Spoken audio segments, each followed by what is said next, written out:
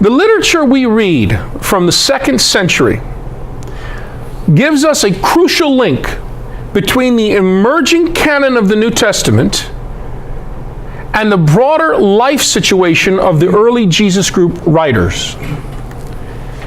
But we still do not encounter here a fully developed interest in Mary. When she appears at all, it is on the margin of more central Christological discussions. In fact, the only time Mary is brought up is because we're talking about Jesus and how the proto-Orthodox are insisting that Jesus is truly human, truly divine, and truly human. And then we bring up Mary, born of a woman. So the first interest of Mary, as I'm showing you, is Mary and her relationship to Jesus. The only reason we're talking about Mary at all is about Jesus, is because we're interested in Jesus and getting to see who he is in the 2nd century of the Jesus group. Why? Because in some Jesus groups you have people saying Jesus was totally divine and not human in any way. In other Jesus groups you have people saying, I follow Jesus, but he's only human and he's not divine in any way, except maybe adopted as God's son. Other Jesus groups, the Gnostic groups, you have people saying, well, there's two persons in Jesus. There's a divine person and a human person. And the divine person left when the human person was crucified. The proto-Orthodox, the church fathers, said, no. He's somehow divine and human. Fully divine, fully human. And in that context, that's why we're talking about Mary in those years. Does everybody understand that? Tonight we're working out a theology of Mary, and we're talking about the beginnings of that theology. We're not doing devotions tonight. We're not getting out our rosary, nothing wrong with that. We're not getting out the Magnificat and praying. There's nothing wrong with that. That's beautiful, provided, we're open to transformation and we don't turn these good things into idols, obstacles of God's grace and transforming presence, rather than vehicles that help us to see our own illusions and drop them. Okay. The source material in the 2nd century Proto-Orthodox writings is very limited. Even in the literature that we do have, Marian references are extremely rare before the year 150 Common Era, and are difficult to interpret in works written between 150 and 200. Like, for instance, there are references to her as virgin. But what exactly does virgin mean in those years? What does virgin mean to you, class? She's never been with a man. That's how we use it primarily today, right? 20th century. But virgin had a much wider usage, broader and different in the 1st century and in the 2nd century than it did in centuries after. Without taking away any of the truth about her being virgin in the sense that we mean. The texts that we do have from this time are divided among two principal groups of writings. One, the Apocrypha, and two, Proto-Orthodox patristic writings, writings of the Church Fathers. The Apocrypha would include non-biblical Gospels, epistles, and apocalypses. The Apocrypha are so-called Apocrypha because they were not accorded canonical authority. They weren't included in the canon of the Scriptures for various reasons. Not only because they're not all heretical, but they just were not included in the New Testament canon. Many of them were rejected as products of heretical or dissident theologies.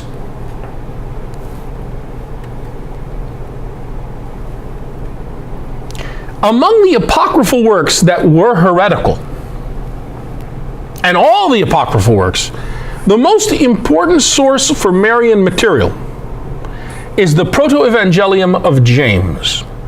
Its oldest title was Birth of Mary, Revelation of James. It was probably composed around 150 CE. The author poses as James, the brother of Jesus. It contains much detail about the early family life of Mary, her birth, her betrothal to Joseph, the Annunciation, the birth of Jesus, the coming of the Magi, etc. The Proto-Evangelium of James is a heretical document that was copied and used in the church throughout the centuries. Never as a canonical scripture, but used again and again for devotional purposes. You see, it had great influence on the popular imagination of Mary, and hence on how she was viewed by Christian popular imagination and Messianist popular imagination before the year 325 CE. And on later Christian devotional portrayal of Mary. Hugely influential. I can almost guarantee all of you here have been influenced by this document. It tells imaginatively of her background before the Annunciation by Gabriel, as told in Luke in his infancy narrative. From the Proto-Evangelium of James, we get the names of Mary's parents, Joachim and Anne. That's where we get their names from, folks. From it also came the story of Mary being presented at the temple in an early age. A presentation that has become a feast day for the Big C Catholic Church and has been portrayed by countless artists in paintings found in the art galleries throughout the world.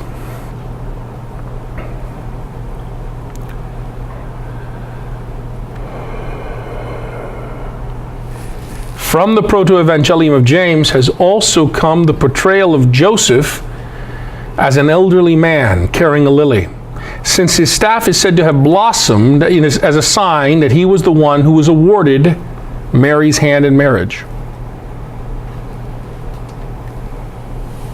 Sometimes Joseph in art will be portrayed as a young man, which owes more to Jerome than to the Proto-Evangelium of James, but don't mix it up, because see what's in his hand there? That comes from the Proto-Evangelium of James.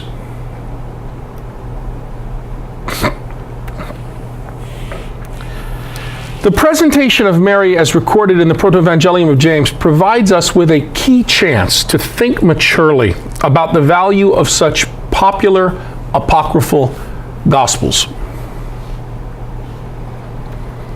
Surely a first century Israelite female village peasant child like Mary would not historically have been brought to the high priest to live in the temple precincts until the age of her puberty. Yet this is an imaginative, narrative way of emphasizing a theological truth already implied by Luke in the canonical gospel.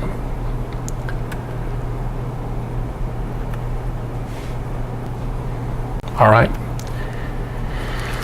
Luke lays out for us in chapter 1, and coming to her, the angel said, "Hail, favored one, Kyrie kekaratomene, the Lord is with you." Then the angel said to her, "Do not be afraid, Mary, for you have found favor with God."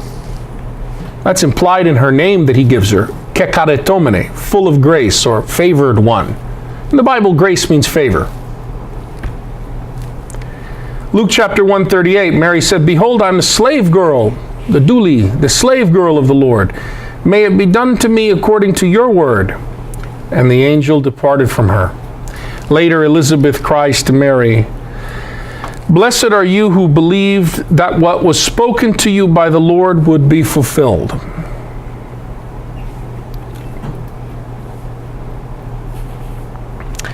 In Luke, the angel Gabriel speaks to Mary as to one who has been favored by God, past tense. Mary speaks of herself as the slave girl of the Lord. While the conception of God's Son at the Annunciation was the principal favor or grace given by God to Mary, it came to one who had already been the subject of God's favor. Y'all see that? Hail, highly favored one. She had already subjected herself to God as his slave. And God honored her for this. So according to Luke, the Annunciation was not the first time in Mary's life that she had said, at least implicitly in her heart, Behold the slave girl of the Lord. Be it done unto me according to thy word.